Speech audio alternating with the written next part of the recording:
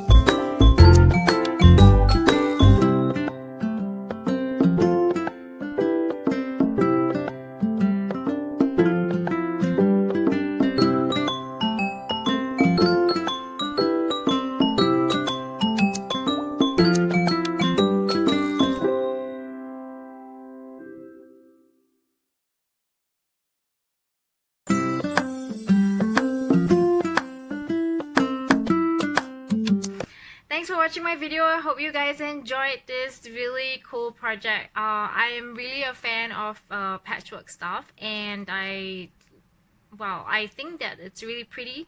And if you're using like your scrap fabric or stuff and recycling it, this is an excellent project. Patchwork is excellent for you to use up your scrap fabric. And